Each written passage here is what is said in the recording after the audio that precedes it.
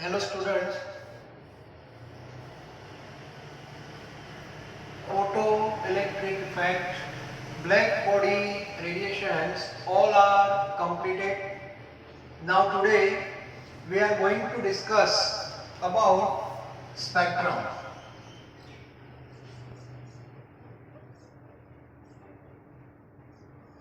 Spectrum basically क्या है वो तो आपने अप टू 10th स्टैंडर्ड पढ़ लिया है, लेकिन अप टू 10th आप जो पढ़ते थे वो नॉर्मली लाइट के बारे में आपने स्पेक्ट्रम पढ़ा है। अभी हम जनरल बेस पे भी डिस्कशन करेंगे क्योंकि लाइट जो है that is a part of radiation. Basically पूरा जो ग्रुप है दैट इज इलेक्ट्रोमैग्नेटिक रेडिएशन और लाइट जो है वो उसका एक पार्ट है and that is visible. Okay, तो उसके बारे में आपने अब तक पढ़ा है, लेकिन अब हम जनरल बेस पे भी थोड़ा डिस्कशन करेंगे कि रेडिएशन जो है उसका भी स्पेक्ट्रम निकलता है। पूरे रेडिएशन का स्पेक्ट्रम हमने देख लिया है आगे, जैसे कॉस्मिक रेज है, गामा रेज है, एक्सरे है, यूवी है, बाद में विजिबल है, देन इंफ्रा है, माइक्रोवेव है और एफएम रेडियो है। तो ये सब स्पेक्ट्रम ही था पूरा जो हमने आगे देखा था। वो उसमें से कौन सा पार्ट विजिबल है? दैट इज विजिबल जो है वो विबग्योर वाला वही पार्ट विजिबल है, दूसरे तो इनविजिबल है, आप देख नहीं सकते, लेकिन स्पेक्ट्रम में वो है, आप देख नहीं सकते। क्लियर? तो जनरल स्पेक्ट्रम हमने देखा हुआ है, जो स्पेक्ट्रम का बेसिक आइडिया आपके पास है, नहीं ऐसा नहीं। ठीक है, तो सबसे पहले थोड़ा डिटेल में पढ़ेंगे अब स्पेक्ट्रम। तो लाइट के बारे में देखते हैं सबसे पहले। लाइट, मैं जब लाइट वर्ड यूज कर रहा हूं तो आपको रेडिएशन का एक पार्ट समझना है। ठीक है, लाइट जब वर्ड यूज करते हैं तो व्हाइट लाइट, जिसमें कितने कलर्स होते हैं? 7 कलर्स। 7 कलर्स का जो ग्रुप है that is a white light, ऐसा मान लो। ठीक है, और ये जो व्हाइट लाइट है that is part of radiation. Okay, उसको हम प्रिज्म में से पास करते हैं, ये प्रिज्म आपको पता है। ठीक है, और प्रिज्म के पीछे हमने एक स्क्रीन रखी है जहां पे आपको क्या मिलेगा? स्पेक्ट्रम मिलेगा। और एक स्पेक्ट्रम आपको पता है कैसे मिलता है? यहाँ पे V, बाद में I, VIBGYOR D, G, Y, O and finally R, VIBGYOR मिलता है। और ये जो स्पेक्ट्रम है उसमें जो 7 कलर्स है वो सातों कलर आपको यहाँ दिखाई देंगे। अभी मेरे पास कोई पेन नहीं है ऐसे कलरफुल, फिर भी एक इंटरेस्टिंग बात मैं बता दूं। हाँ, ये विबग्योर जो है 7 कलर जो है, ठीक है, वो आपको यहाँ पे दिखाई देंगे। और वो भी ऐसे नहीं कि चलो पहले वी फॉर मतलब इतना वायलेट है, वायलेट कंप्लीट हो गया उसके बाद आ गया इंडिगो, ऐसा नहीं। वायलेट और इंडिगो दोनों मिक्स हो जाते हैं, आपको पता भी नहीं चलेगा। मतलब सारे कलर्स जो है वो एक दूसरे में मर्ज होते हैं। पहले यहाँ पे मान लो कि वायलेट है तो लाइट वायलेट, डार्क, और वैसे इंडिगो स्टार्ट हो जाएगा, आपको पता भी नहीं चलेगा। इंडिगो जैसे कमिट होगा वो ब्लू स्टार्ट हो जाएगा। मतलब ये जो स्पेक्ट्रम है दैट इज कंटिन्यूअस। ये जो स्पेक्ट्रम मिलेगा that is continuous spectrum. Continuous spectrum का मीनिंग होता है बीच में कोई गैप नहीं है। क्लियर? तो ये पहले क्लियर होना चाहिए। जो रेनबो होता है वो भी कंटिन्यूअस स्पेक्ट्रम जैसा ही है। ठीक है, तो एक क्लियर होना चाहिए।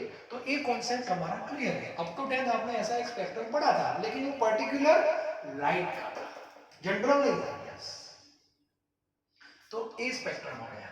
हमें जो डिस्कशन करना है that is atomic spectrum. Yes, हम जो पढ़ने वाले हैं वो एटॉमिक स्पेक्ट्रम है। और एटॉमिक स्पेक्ट्रम में क्या होगा? रेडिएशन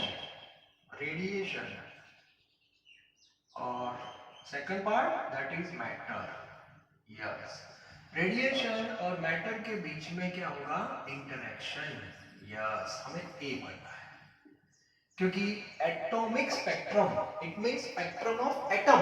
यस, एन एटम किसका पार्टिकल है? That is matter. तो हमें स्पेक्ट्रम चाहिए पर्टिकुलर मैटर के अंदर जो एटम है उसका, तो वो मैटर को रेडिएशन के कांटेक्ट में लाना पड़ेगा। तो फिर से एक बार हम मैटर और रेडिएशन का इंटरेक्शन करवाने वाले हैं। जैसे फोटो इलेक्ट्रिक इफेक्ट में आपने करवाया, फोटो इलेक्ट्रिक में आपने करवाया, ब्लैक बॉडी में करवाया, वैसे यहाँ भी हम करने वाले हैं मैटर और रेडिएशन का इंटरेक्शन, और तब आपको एटॉमिक स्पेक्ट्रम मिलेगा। Okay, number 1। Second, atomic spectrum जो होते हैं उसके दो टाइप होते हैं। The first one that is absorption spectrum, absorption spectrum, and the second one that is emission spectrum. Absorption spectrum और एमिशन स्पेक्ट्रम। आप बोलोगे सर ये कौन सा स्पेक्ट्रम है? हाँ, ये एमिशन स्पेक्ट्रम है, याद रखना ये एमिशन स्पेक्ट्रम है, क्योंकि ये जो लाइट है वहां से निकली है, ऐसे एमिशन स्पेक्ट्रम है। एमिशन स्पेक्ट्रम जो है उसके दो टाइप होता है, एक कंटिन्यूअस होता है और एक डिसकंटिन्यूअस भी होता है। दैट डिपेंड्स ऑन सोर्स, वो बाद में बताऊंगा मैं। सबसे पहले ये दो स्पेक्ट्रम हम निकालने वाले हैं, और ये दो स्पेक्ट्रम एक्चुअली है क्या? किसी भी एटम जो होता है उसके फिंगरप्रिंट। हाँ, जैसे हमने खुद का एग्जांपल ले लो आपका, हमारी फिंगरप्रिंट्स जो होती है यहाँ पे वन एंड ओनली वन, वो पर्सन टू पर्सन आपको पता है चेंज होती है। वैसे ही और फिंगरप्रिंट से हम किसी भी पर्सन का नेचर क्या है वो भी निकाल सकते हैं, ऐसा मान लो। मतलब जो कैरेक्टरिस्टिक्स होती है वो फिंगरप्रिंट्स में ये है, यहाँ से हाथ देख के कुछ लोग बता देते हैं कि ये पर्सन ऐसा ऐसा है, ठीक है? तो ऐसा हमारे लिए भी है, वी आर लिविंग थिंग, तो ऐसा सेम कॉन्सेप्ट नॉन लिविंग के लिए भी है। हाँ, अब नॉन लिविंग जो है उसकी भी फिंगरप्रिंट होती है, और उसकी फिंगरप्रिंट मतलब उसका स्पेक्ट्रम, और वो स्पेक्ट्रम जब आप स्टडी करोगे तो उसका पूरा डिटेल आपको मिल जाएगा, and that will helpful to decide structure of atom. वहां से हमें हेल्प मिलेगी, इसीलिए हम ये सब पढ़ रहे हैं, ठीक है? और स्पेक्ट्रम का बेनिफिट किसने लिया था? नील बोहर ने लिया था, और नील बोहर ने स्पेक्ट्रम का यूज करके एटॉमिक मॉडल पब्लिक के सामने रख दिया, and that is stable atomic model. जो रुदरफोर्ड ने दिया था वो भी सही था, लेकिन वो स्टेबिलिटी को आइडेंटिफाई नहीं कर पा रहा था, दैट इज लिमिटेशंस। तो स्टेबिलिटी का कॉन्सेप्ट जो है वो नील बोहर ने दिया था। तो नील बोहर ने कैसे ये सब स्टडी किया? वो स्पेक्ट्रम से किया। तो स्पेक्ट्रम क्या है वो आपको पता होना चाहिए इन शॉर्ट, ओके? अब तक आप जो स्पेक्ट्रम पढ़ते आए हो अप टू 10th स्टैंडर्ड, वो लाइट का स्पेक्ट्रम था, वो एटॉमिक स्पेक्ट्रम नहीं था, ये लाइट का स्पेक्ट्रम है। Light that is radiation, radiation का खुद का स्पेक्ट्रम था, ऐसा मानना। रेडिएशन में जो पर्टिकुलर लाइट है उसका स्पेक्ट्रम था, वो किसी एटम का स्पेक्ट्रम नहीं है। Now we are going to discuss atomic spectrum, लेकिन एटम का स्पेक्ट्रम चाहिए तो रेडिएशन का यूज आपको करना पड़ेगा, इसीलिए मैं यहाँ लिख रहा हूँ to get atomic spectrum interaction take place between matter and radiation, और ऐसे दो स्पेक्ट्रम हमें मिलने वाले हैं, ठीक है? तो सबसे पहले कौन सा स्पेक्ट्रम निकालते हैं बताओ मुझे? मेन इंपॉर्टेंट एमिशन स्पेक्ट्रम होता है, और उसके बाद होता है एब्जॉर्प्शन। तो पहले हम एमिशन लेते हैं। फर्स्ट जो मैं निकाल रहा हूं दैट इज एमिशन स्पेक्ट्रम।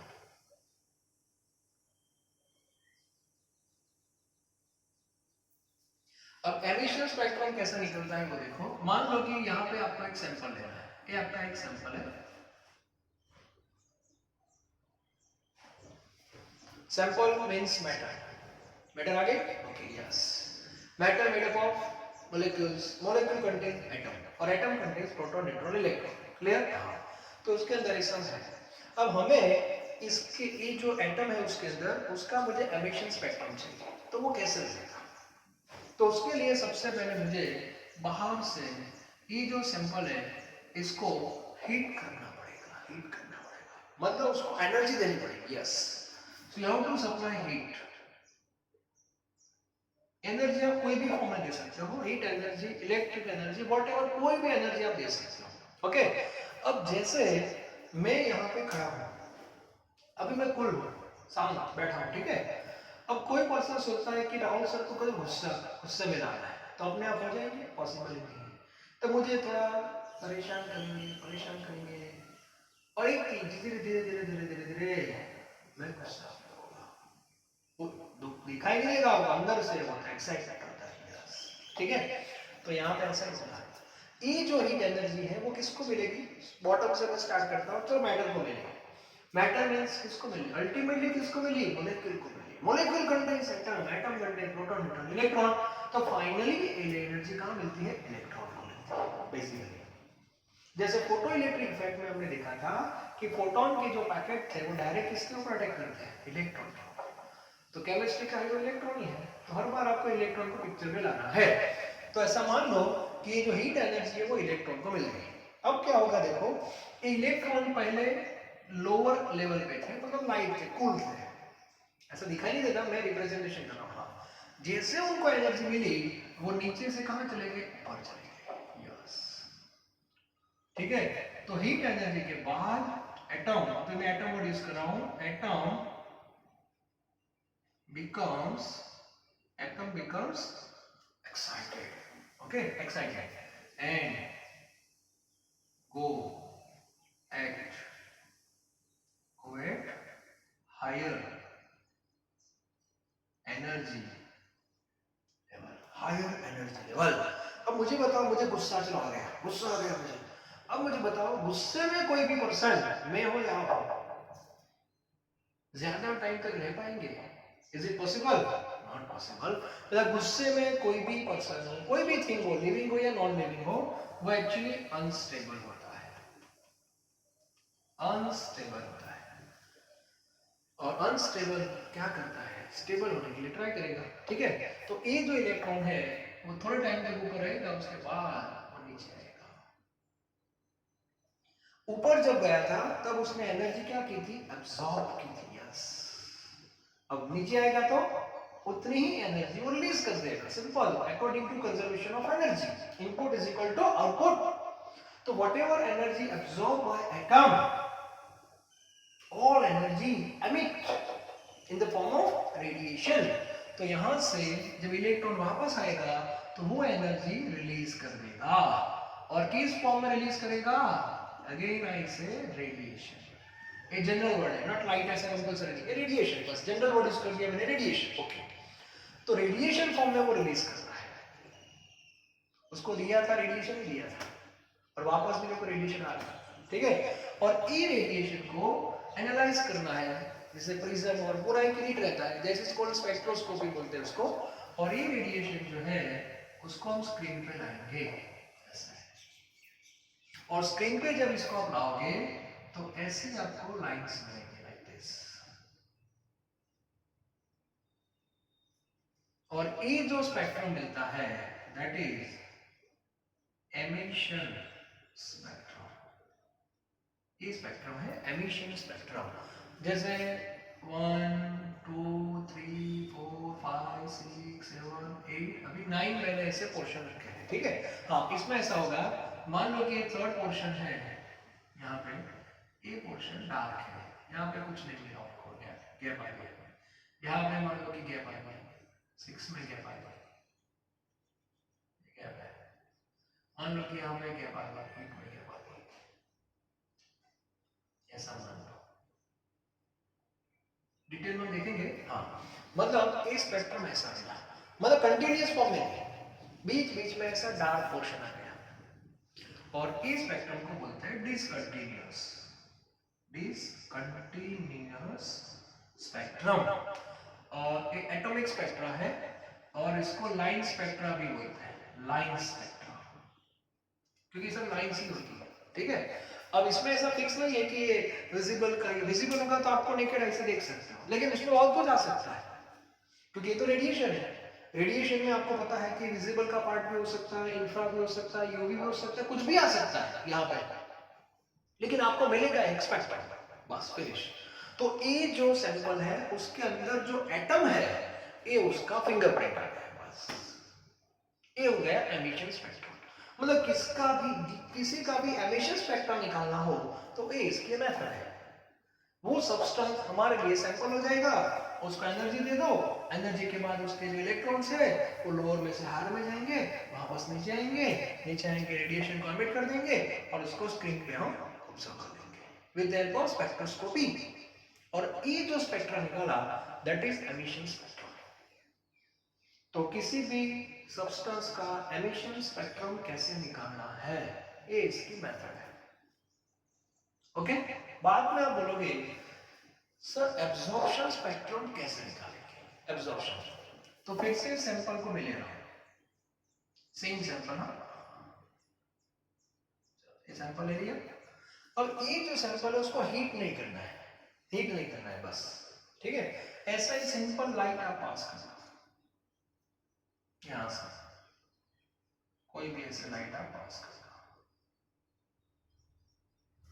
तो ये सैंपल क्या कर रहा है, ये सैंपल क्या करेगा, पर्टिकुलर वेवलेंथ को एब्जॉर्ब कर लेता है। हाँ, पर्टिकुलर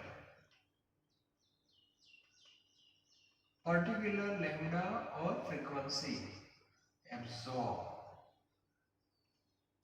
वो खुद एब्जॉर्ब कर लेगा और एब्जॉर्ब करने के बाद बचा हुआ जो पार्ट है उसको बाहर निकालेगा। ओके, और इसको हम यहाँ पे ले लेंगे स्क्रीन पे। तो इसमें भी आपको लाइन कितनी 9 पोर्शन बताया मैंने, यहाँ चल जाए 4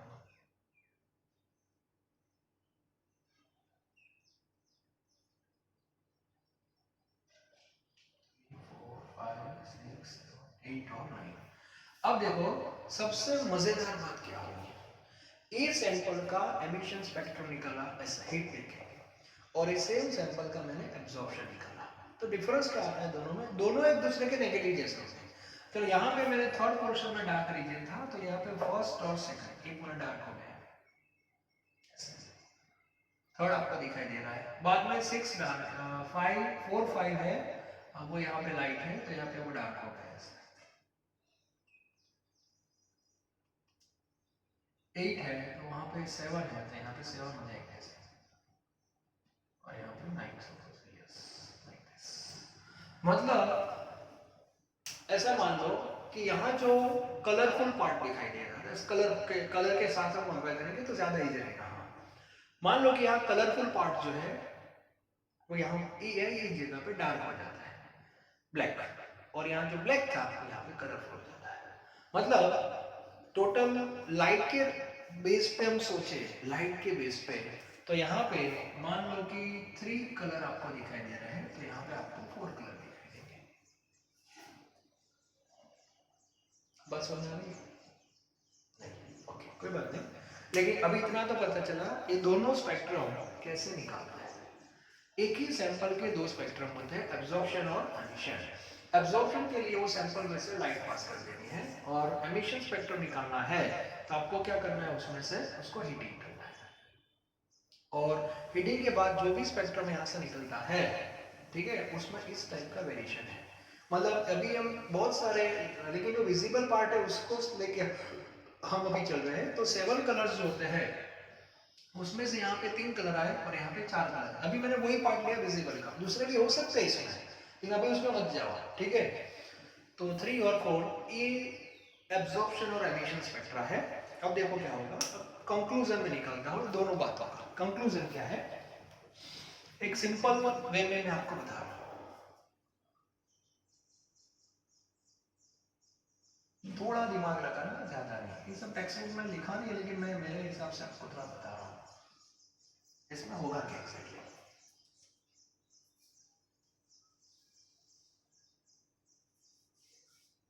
एक्चुअली इसमें ऐसा हुआ, मान लो कि सैंपल है, सिंपल फॉर्म में आपको बता रहा हूं मैं, ये सैंपल है, ओके। चलो यहां से मैंने लाइट पास की, अभी मैं लाइट के बेस पे ही जा रहा हूं, लाइट व्हाट इज क्या मतलब, चलो इसमें मैंने 7 कलर डाल दिए। अब 7 कलर डायरेक्ट प्रिज्म में नहीं है, थ्रू सैंपल जा रहा है, हाँ, क्योंकि ये इंटरेक्शन करवाना है। तो 7 कलर से उसके साथ फ्रीक्वेंसी होगी, वेवलेंथ भी होगी, पार्टिकुलर, ओके। तो ये जो सैंपल जो है, सैंपल 7 में से मान लो कि 4 कलर जो है, 4 कलर उसको क्या कर रहा है, एब्जॉर्ब कर रहा है। चलो 4 एक काम करते हैं, 4 को नहीं, सॉरी 3 को एब्जॉर्ब करना है। चलो 3 को एब्जॉर्ब किया। अब 3 को एब्जॉर्ब करने मतलब 3 को पकड़ लिया, ऐसा मान लो, यस 3 को पकड़ लिया, यस, और 4 को पास कर दिया, ओके। तो यहां से 4 निकल गए, और 4 निकल गए तो मुझे बताओ यहाँ पे आपको कितने कलर्स के बैंड मिलेंगे, 4 कलर के मिलेंगे। जैसे 1 2 3 4 5 टोटल 7 कलर्स होते हैं ना, 1 2 3 4 5 6 और 7। तो जो 4 कलर है, मान लो कि यहाँ पे एक कलर आया 1, एक यहाँ पे आया 2, एक यहाँ, सॉरी इसको कंबाइन करते चलो, इसको जोड़ देते, इसको जोड़ देते चलो, यस, मतलब 1 2 3 और 4, यस। तो आपको यहाँ पे 4 कलर मिलेंगे। तो ये जो स्पेक्ट्रा आपका हुआ, ये कौन सा स्पेक्ट्रा हुआ? एब्जॉर्प्शन स्पेक्ट्रा हुआ। याद रखना, ये हुआ आपका एब्जॉर्प्शन स्पेक्ट्रा। चलो, जिसमें 4 कलर आपका दिखाई देंगे, और जो 4 कलर के बीच में गैप है वो डार्क हो जाएगी ब्लैक कलर की। ओके, चलो अब बात करते हैं ए3 का क्या हुआ। अब एब्जॉर्ब किया, इसका मीनिंग क्या हुआ कि चलो मान लेते हैं कि एब्जॉर्ब किया मतलब उसने एनर्जी गेन किया, और वो एनर्जी के साथ ये 3 कलर को लेके सैंपल के जो एटम थे वो ऊपर चले गए। हाँ, किस फॉर्म में आ गए? Excited, yes. और एक्साइटेड फॉर्म में चले गए। देखो, अब एक्साइटेड में ज्यादा नहीं रहेंगे तो वापस आएंगे, यस। अब वापस आएंगे तो क्या होगा? तो जो कलर को लेके ऊपर गए थे वही कलर को लेके नीचे आएंगे। तो कितने कलर को लेके ऊपर गए थे? 3। तो 3 कलर को लेके वापस आएंगे, वापस आ गए, जो नीचे आएंगे तो मैं अलग से दिखाता हूँ, यहाँ से दिखाता हूँ, तो वो 3 कलर वाला पार्ट बाहर आएगा। चलो ऐसा, फिर से 1 2 3 4 5 6 और 7। तो यहाँ पे मुझे 3 कलर ही दिखाई देंगे। कहाँ कहाँ पे दिखाई देंगे मुझे बताओ। तो यहाँ जो गैप है, यहाँ जो गैप है 1 2 3, यहाँ पे मुझे एक कलर दिखाई देगा, यस।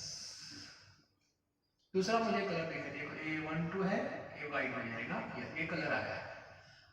थर्ड, मैं थर्ड पे नहीं था, ओके, थर्ड पे आ गया, 1 2 ब्लैक, उसके बाद कलर, उसके बाद ब्लैक।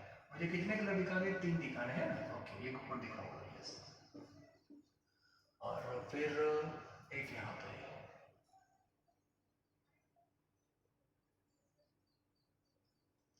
ऐसा मान लो ना अभी, हाँ चलो ठीक है।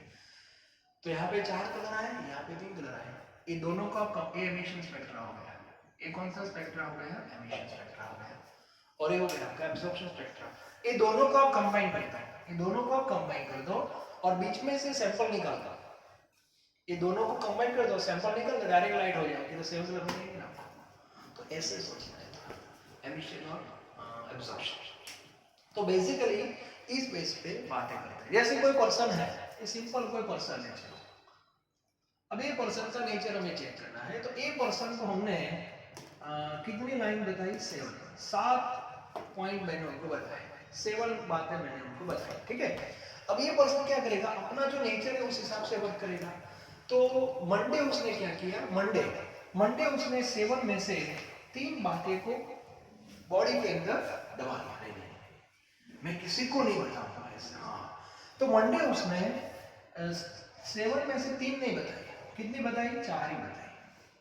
तो यहाँ 1 2 3 और 4, 4 बातें आपको मिलेंगी, ठीक है।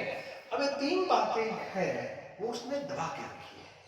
दबा के रखी है मतलब उसको लगा कि नहीं नहीं मुझे नहीं नहीं नहीं नहीं नहीं, नहीं, नहीं। वो 3 बातें लेके ऊपर गया ऐसा मान लो, फिर उसको लगा कि नहीं नहीं नहीं नहीं, ये तो मुझे अंदर कहाँ रखना है, उसको निकालो। तो वो 3 बातें वो नेक्स्ट डे निकलता है। हाँ, यस, समझा? आउट ऑफ 7 4 जो है, 4 बातें वो सेम डे निकाल देता है, उसके अंदर रहता ही नहीं, निकाल ही देता है। 3 को उसने पकड़ के रखा, लेकिन 3 बातें भी 1 2 या 3 दिन उसको लगा कि नहीं नहीं नहीं मैं तो इस अनस्टेबल हूँ, चलो निकाल देते हैं। तो 3 उसने 2-3 दिन बाद निकाली, ऐसा मान लो। तो ये जो है दैट इज एमिशन स्पेक्ट्रा और ये है एब्जॉर्प्शन स्पेक्ट्रा। ये दोनों को जब आप कंबाइन करोगे तो ये जो पर्सन है उसका नेचर आपको पता चल जाएगा। नेचर ऐसे पता चलता है, हम बोलते हैं नॉर्मल लाइफ में इसके मुंह में, इसके बॉडी में तो कोई बात टिकती ही नहीं है, ऐसा बोलते हैं। कुछ लोग ऐसा होता है, सब पास कर देते हैं 7 to 7 बताया, 7 पास कर दिया। कुछ लोग ऐसे लोग कुछ भी टिकता नहीं। कुछ लोग तो ऐसे भी होते हैं साथ में कुछ ऐड करके बताएंगे, एक्सेप्शनल केस से बोलते हैं नॉर्मली, ठीक है। लेकिन आइडियल कंडीशन ये है, अगर किसी भी पर्सन का नेचर आपको जानना है तो उसके सामने कुछ पॉइंट्स रखना, वो पॉइंट्स को कैसे वो हैंडल कर रहा है, बस उसका बिहेवियर बाद में 2-3 दिन बाद बिहेवियर पता चल जाएगा। और उससे वो पर्सन का नेचर पता चलता है। तो सेम कॉन्सेप्ट यहाँ पे है, ये नॉन लिविंग मैटर है सर। तो किसी भी मैटर का नेचर जानना है, मैटर का नेचर मींस एटम का नेचर, कैरेक्टरिस्टिक्स ऑफ एटम, तो उसका स्पेक्ट्रा निकालना पड़ता है। लेकिन स्पेक्ट्रा निकालने के लिए हम रेडिएशन को यूज कर रहे हैं, समझ आ रही है? हाँ, एक रेडिएशन हम डायरेक्ट पास कर रहे हैं लाइक दिस, तो वो एब्जॉर्प्शन स्पेक्ट्रम होता है। और एक रेडिएशन में हम क्या करते हैं, उसको एक्साइटेड करते हैं, यस वो भी एक है phenomena, that is emission spectra. Both are discontinuous, both are line spectra, both are discontinuous spectra, तो क्लियर होना चाहिए। ओके, तो इस बेस पे स्पेक्ट्रम निकालते हैं। तो स्पेक्ट्रम का बेसिक कॉन्सेप्ट क्या है वो पहले क्लियर होना चाहिए। ओके, अब बात करते हैं हम नील बोहर की। नील बोहर ने क्या किया था? तो नील बोहर ने क्या किया था, देखो उसको पता चला कि वो किसी भी एटम का कैरेक्टर जानना है, पहचानना है, ठीक है, तो उसके लिए हमें स्पेक्ट्रम निकालना चाहिए।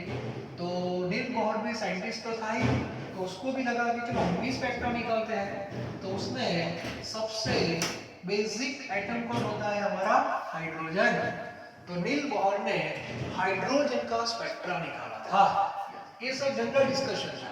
अब हम स्पेसिफिक जा रहे हैं, और स्पेसिफिक में हाइड्रोजन स्पेक्ट्रम ये हम पढ़ने वाले हैं। और हाइड्रोजन स्पेक्ट्रम नील बोहर ने निकाला था। कैसे निकाला था वो देखो। तो सबसे पहले उसको पता था कि हमें जो सैंपल लेना है वो वास्तव में लेना है। तो उसने एज अ सैंपल क्या लिया था, हाइड्रोजन गैस, H2 गैस लिया। H2 गैस इट मींस ये मॉलिक्यूल है H बॉन्ड H और H के बीच में बॉन्ड होते हैं, तो ये सैंपल है, ध्यान रखना। मैं बॉटम से आपको बता रहा हूँ, मतलब क्लोज वेसल में हाइड्रोजन गैस है। Hydrogen that is a matter, gaseous matter, and matter made up of molecules, so all are molecules, clear. अब उसको पता था कि हमें उसका स्पेक्ट्रम निकालना है, फॉर एग्जांपल एमिशन स्पेक्ट्रम। और एमिशन स्पेक्ट्रम के लिए इस सैंपल को एक्साइटेड करना पड़ता है, गुस्से में लाना पड़ता है। तो उसके दो ऑप्शन होते हैं, हीट एनर्जी और इलेक्ट्रिकल एनर्जी। तो नील बोहर ने यहाँ पे इलेक्ट्रिकल एनर्जी सप्लाई कर दी with the help of battery. ऐसा मान लो जो कोई इलेक्ट्रिकल डिस्चार्ज ट्यूब है, मतलब ये सैंपल को बाहर से हम क्या दे रहे हैं, इलेक्ट्रिकल एनर्जी, यस। तो इलेक्ट्रिकल एनर्जी हमने गैस को दे दी। वो एनर्जी के साथ ये हाइड्रोजन जो है मॉलिक्यूल है H बॉन्ड H, इसको मॉलिक्यूल बोलते हैं। इसको क्या बोलते हैं, मॉलिक्यूल। सबसे पहले बॉन्ड ब्रेक हो जाता है, तो बॉन्ड क्या है वो सब बात में, okay. And molecule converts into atoms. तो कितने एटम बाहर निकल के आएंगे, 2 हाइड्रोजन। मुझे बताओ मॉलिक्यूल कितना था, 1। 1 मॉलिक्यूल गिव्स 2 हाइड्रोजन एटम्स। अब मान लो कि इसमें 100 मॉलिक्यूल्स है, 100, तो एटम्स कितने हो जाएंगे, 200।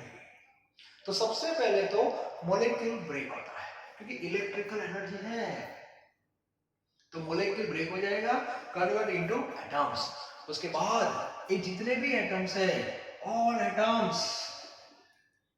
Atoms become excited, yes. ये सारे एटम क्या हो गए, एक्साइटेड हो गए, लोअर एनर्जी लेवल में से हायर में गए। समझ लो, वो तो क्लियर है। अब वो हायर लेवल पे अनस्टेबल होते हैं, आपको भी पता है, कोई आप भी गुस्से में ज्यादा दिनों तक नहीं रह सकते। मुझे बताओ, ऐसे मुंह चढ़ाए बैठे हो 24 आवर्स, तो आप कैसे दिखाई दोगे, मुझे बताओ। नॉर्मली कोई भी पर्सन हो, लिविंग हो या नॉन लिविंग, गुस्से में अच्छा नहीं दिखता, उसको नॉर्मल होना ही पड़ता है। हाँ, नॉर्मल होने में जो टाइम लगता है that is different from person to person, वो क्लियर है, ओके। लेकिन यहाँ पे सब आएंगे तो नीचे, वो फैक्ट है। तो इसमें ऐसा ही होगा, हम रिप्रेजेंट नहीं करते, लेकिन आपको क्लियर होना चाहिए कि जब बहुत सारे इलेक्ट्रॉन ऐसे ऊपर गए होंगे, वहां से नीचे आए होंगे, क्लियर है। अब जब नीचे आएंगे तो जो भी एनर्जी उन्होंने एब्जॉर्ब की है उसको एमिट कर देंगे, तो यहां से एमिशन हो जाएगा। तो यहाँ यहां से बाहर कौन आया, रेडिएशन। रेडिएशन वर्ड यूज किया हमने, लाइट नहीं, जनरल वर्ड रेडिएशन बाहर आया। अभी रेडिएशन को यहाँ पे पूरा एक यूनिट रहता है जिसको प्रिज्म वगैरह सब बोलते हैं, तो ये पूरा एक यूनिट होता है दैट इज स्पेक्ट्रोस्कोपी, ओके। और स्पेक्ट्रोस्कोपी में मेन पार्ट होता है स्पेक्ट्रम, यहाँ से स्क्रीन है, और ये जो स्क्रीन है उसमें ऐसी लाइन है like this, and that is also line spectra, line spectra. ये जो लाइन स्पेक्ट्रा आया वो किस एटम का आया, हाइड्रोजन एटम का ये लाइन स्पेक्ट्रा है। आप किसी भी एटम का स्पेक्ट्रा निकाल सकते हो। ये फिंगरप्रिंट आ गई हाइड्रोजन, आपको लगे सर मुझे हीलियम का स्पेक्ट्रा चाहिए, तो सिंपल यहाँ पे हीलियम ले लो तो हीलियम का स्पेक्ट्रा आ जाएगा। सर मुझे नाइट्रोजन का स्पेक्ट्रा चाहिए तो नाइट्रोजन ले लो, कौन सी प्रॉब्लम है। जो एटम का स्पेक्ट्रा चाहिए वो एटम को यहाँ पे ले लो, उसका सैंपल ले लो, फिनिश। इसको एक्साइटेड करना है बस, और जो भी वापस आएगा तो रेडिएशन का वेट होगा उसको एनालाइज कर लो थ्रू स्पेक्ट्रोस्कोपी, तो आपको स्क्रीन पे स्पेक्ट्रा मिल जाएगा। तो नील बोहर ने सबसे पहले एक हाइड्रोजन का स्पेक्ट्रा निकाल दिया, ओके। अब ये जो स्पेक्ट्रा था वो लाइन स्पेक्ट्रा था नंबर 1, बाद में ये डिसकंटिन्यूअस था, ये भी सही है, ठीक है। और क्या क्या लिखोगे उसके बारे में, एमिशन स्पेक्ट्रा था, ये बात भी सही है, तो ये एमिशन स्पेक्ट्रा था, लेकिन ये स्पेक्ट्रा बहुत ही कॉम्प्लेक्स था। ये रेडिएशन का स्पेक्ट्रा है, तो इसमें विजिबल पार्ट भी रह सकता है, इंफ्रा भी हो सकता है, यूवी भी हो सकता है, कुछ भी हो सकता है। तो अभी मैं अंदर की बात बता देता हूँ। उसमें नॉर्मली 3 लाइन मिले थे आपको, मेनली 3 रीजन मिले थे, विजिबल भी था, इंफ्रा भी था और यूवी भी था, ओके। तो ये बहुत ही कॉम्प्लेक्स था स्पेक्ट्रा। तो सबसे पहले इसको एनालाइज किया कि सब क्या है, क्योंकि ये जो लाइन मिलती है according to wavelength of frequency, wavelength of frequency की बेस पे सब लाइन है, ठीक है। रेडिएशन, अल्टीमेट रेडिएशन क्या वेव्स है, तो उस हिसाब से मिला था। अब सबसे पहले यहां से एक पार्ट एक साइंटिस्ट ने आइडेंटिफाई किया, और वो नेकेड आई से देख सकते थे, वो विजिबल पार्ट था, ओके। विजिबल का पोर्शन था पूरा, और वो साइंटिस्ट था आल्मेयर। कौन था, आल्मेयर। और ये साइंटिस्ट ने एक ग्रुप को आइडेंटिफाई किया, लाइन का एक ग्रुप था, उसको आइडेंटिफाई किया कि ये जो जितने भी लाइंस आ रही है उसकी फ्रीक्वेंसी क्या होगी और उसकी वेवलेंथ क्या होगी। तो उसने आइडेंटिफाई किया और पता चला कि ये जो ग्रुप है वो 400 से 750 नैनोमीटर वेवलेंथ वाला ग्रुप है।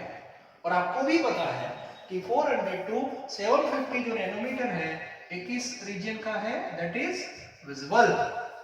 वो आपको पता है विजिबल का पार्ट है।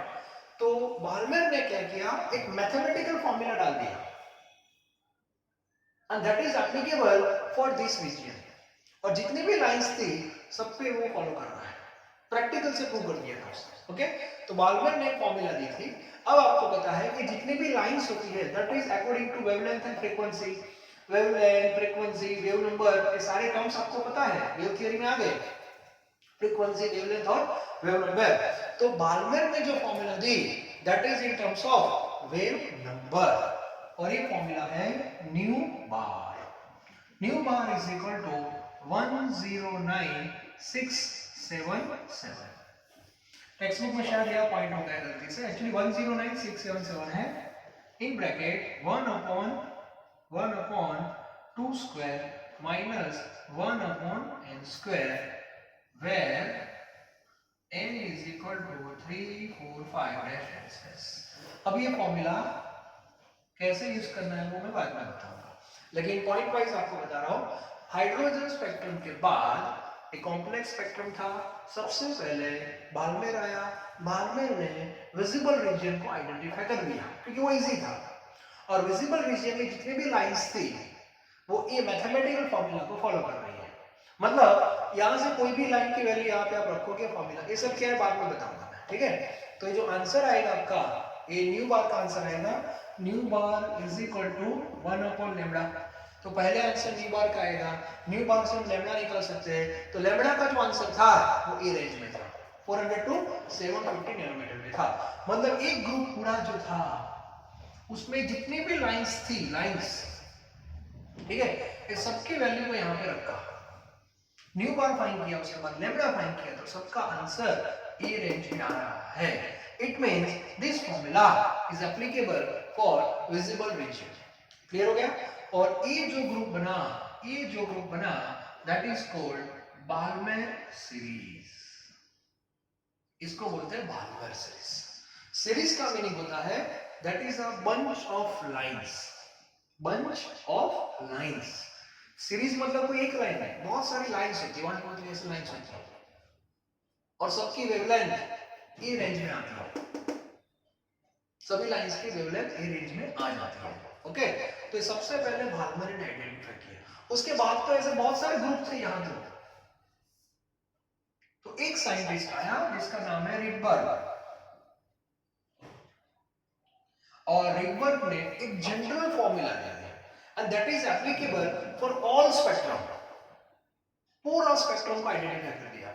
और वो फॉर्मूला न्यू बार, वो भी वेव नंबर के फॉर्म में थी, nu bar is equal to 109677 in bracket 1 upon n1 square minus 1 upon n2 square, condition is where n1 less than n2, and this formula is given by Rydberg, and this is general formula and that is applicable for whole spectrum, and this formula is applicable only for which region?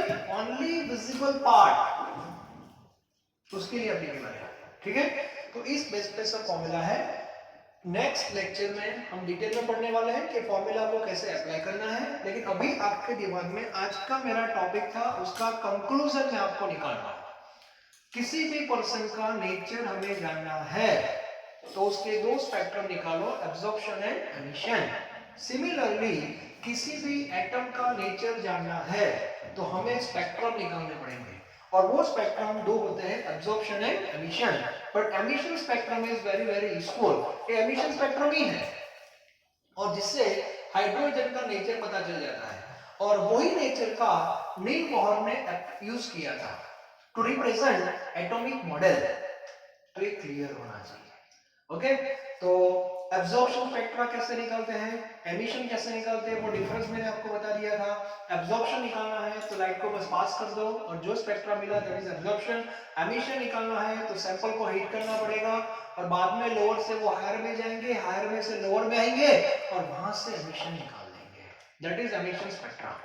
और दोनों spectra opposite होते हैं, वो मैंने आपको बता दिया, लेकिन टारगेट में किसको लेना है, एमिशन को लेना है। तो नील बोहर ने एज अ सैंपल क्या लिया था, हाइड्रोजन गैस, तो वहां से उसको जो स्पेक्ट्रा मिला था वो एमिशन स्पेक्ट्रा था, वो हाइड्रोजन का ही था। इनिशियल लेवल पे वो कॉम्प्लेक्स था क्योंकि रेडिएशन का स्पेक्ट्रा है, ऐसा नहीं कि उसमें विजिबल पार्ट ही होगा, विजिबल इंफ्रा सब थे, लेकिन सबसे पहले विजिबल पार्ट को आइडेंटिफाई किया बाल्मर ने किया, और उसमें जो भी लाइंस थी, ठीक है, उसका एक मैथमेटिकल फॉर्म बना दिया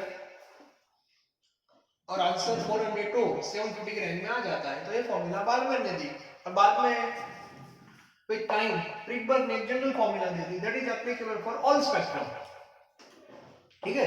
तो जैसे बाल्मर की फॉर्मूला है वैसे डिफरेंट ग्रुप के अलग अलग फॉर्मूला हम कल देखेंगे, लेकिन जनरल आपको पता होना चाहिए। एक जनरल फॉर्मूला है और एक बाल्मर की फॉर्मूला है, और इसको बाल्मर सीरीज बोलते हैं। बाल्मर के बाद बहुत सारे साइंटिस्ट आए, लाइमैन आया, बास्टियन आया, ब्रैकेट, फोंड, तो कल हम डिस्कस करने वाले हैं। कल कुछ न्यूमेरिकल भी हम देखेंगे, मतलब कल पूरा पिक्चर आपका क्लियर हो जाएगा। और कल देखना बोहर ने कैसे हाइड्रोजन का एटम मॉडल डिस्क्राइब किया था with the help of spectrum, ठीक है। तो नेक्स्ट लेक्चर से वापस स्ट्रक्चर ऑफ एटम में आने वाले हैं। बीच में थोड़ा बाहर हो गए थे, आपको पता होना चाहिए क्योंकि रेडिएशन का कॉन्सेप्ट हमें सेट करना था, मैटर और रेडिएशन का इंटरेक्शन करवाना था, मतलब एटॉमिक स्ट्रक्चर डिसाइड करना है तो रेडिएशन को कांटेक्ट में लाना पड़ेगा, that is fact. Clear? Thank you very very much.